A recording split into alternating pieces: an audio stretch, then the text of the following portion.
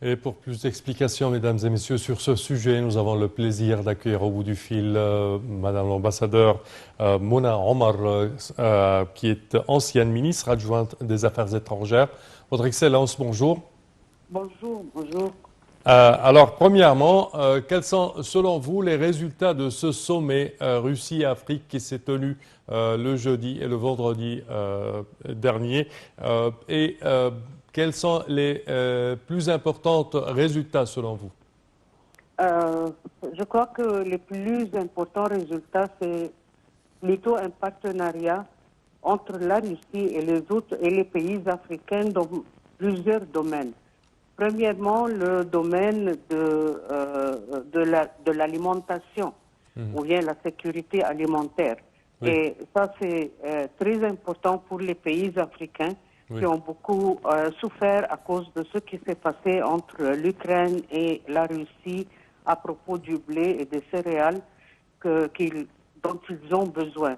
Alors la Russie a décidé de délivrer des céréales aux pays africains en affirmant que les pays occidentaux vraiment sont les pays qui ont mis des obstacles à la livraison d'engrais et pas la Russie elle-même.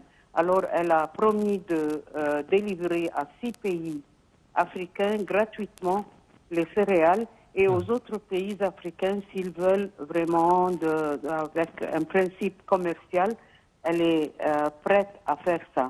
L'autre point, c'est à propos de la santé, de l'éducation technique, ça, les polytechniques.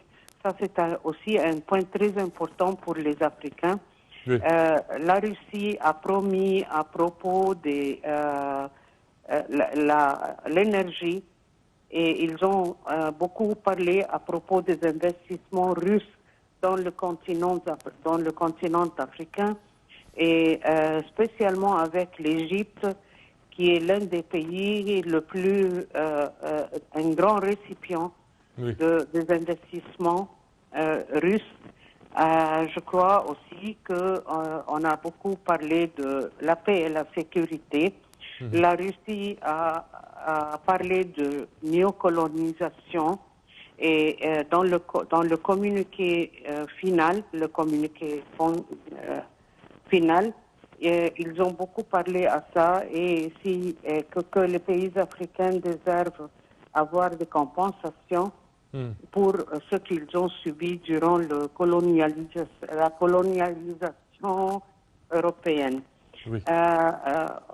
Je crois que ça, c'était les plus importants points du sommet russe africain. Oui, au cours de son mot, le président Abdel Fattah el-Sisi a parlé que ce sommet intervenait dans une conjoncture internationale très complexe et un climat général caractérisé par une polarisation et des changements qui affectent les principales bases sur lesquelles le système international a été construit. Alors, si vous pouvez commenter sur ce sujet. Oui, ça c'est aussi l'un des points qui ont été débordés durant le sommet Oui. et ils ont parlé beaucoup du nouvel ordre Polaire. Hmm? Multipolaire. Multipolaire. Et la Russie a beaucoup insisté sur ce point, les pays africains aussi, ils ont beaucoup insisté sur ce point. Oui. Le mot du président El-Sisi, il a touché sur ce sujet, il a aussi touché sur le sujet de la paix et la sécurité en général, basé sur la justice, basé sur la loi internationale, basé sur toutes les normes internationaux. Et je crois que ça, c'était un point très important aussi. Oui. Il a aussi parlé de la relation stratégique qui existe entre les deux pays, entre l'Égypte et la Russie. Et aussi le président Poutine a mentionné ce même point. Je crois que le président a parlé aussi d'améliorer l'état du commerce entre la Russie et les pays africains en général.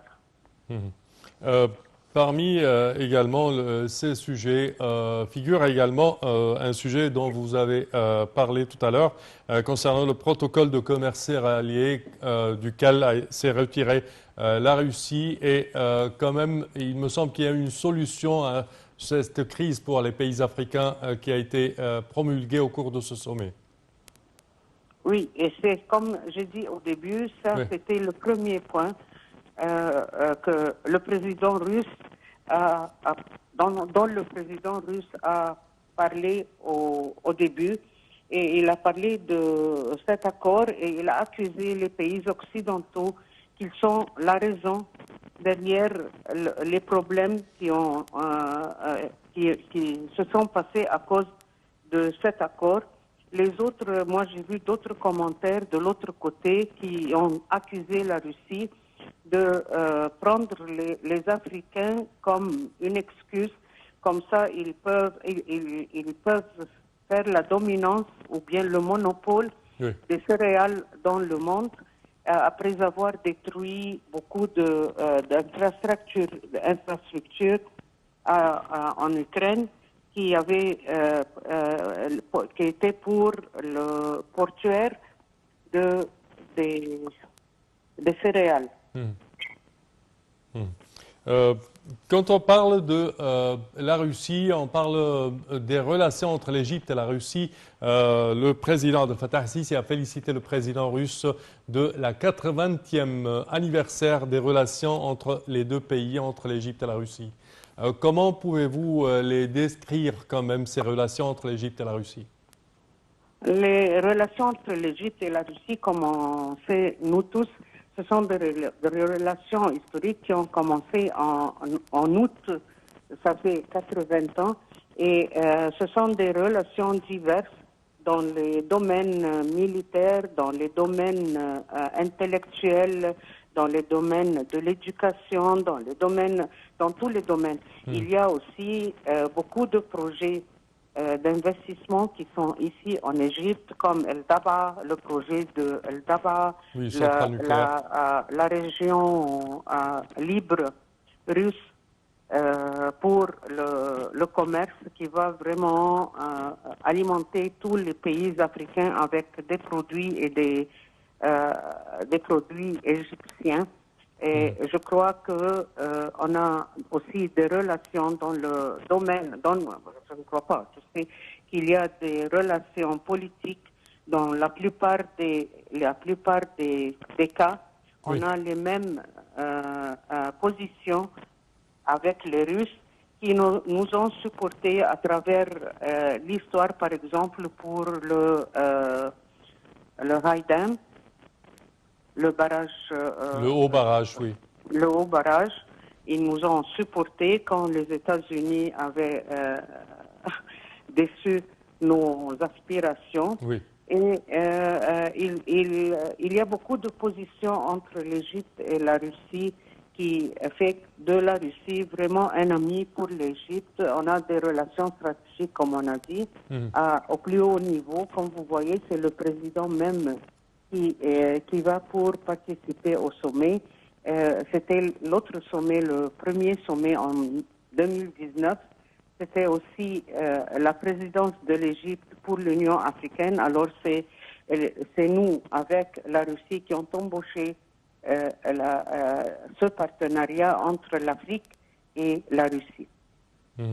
Est-ce que vous pensez que prochainement, quand même, il y aura une hausse du commerce et de l'échange commercial entre les pays africains et la Russie? Moi, j'espère que ça va se passer comme ça parce que durant le premier sommet, le précédent, en 2019, oui.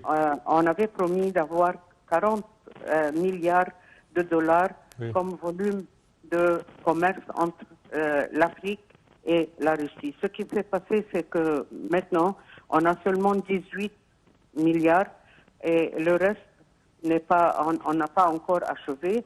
Et la plupart des 18 milliards, c'est en faveur de la Russie.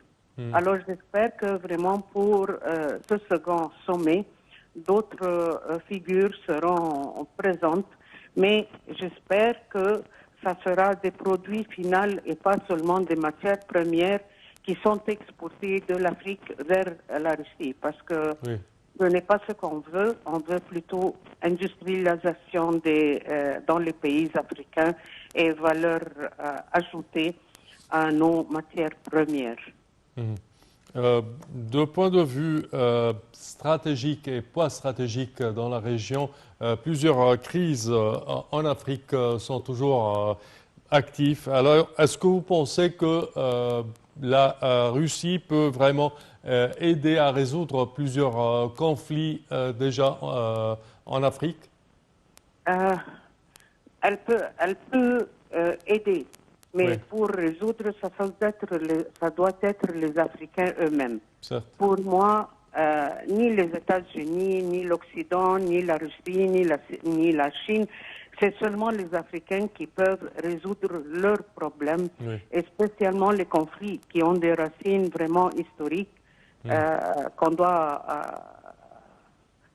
regarder. Mhm. Mhm. De façon générale, est-ce que vous vous sentez un tout petit peu optimiste avec les résultats de ce sommet? Je suis optimiste qu'on a beaucoup de partenariats. La Russie est l'un des partenariats qui vient avec l'Union africaine. Je suis optimistique parce que je crois que les Africains ont beaucoup changé, qu'ils ont bien compris qu'ils doivent vraiment chercher leur intérêt et pas les intérêts des autres, et qu'il y a beaucoup de progrès qui a pris place maintenant dans la plupart des pays africains.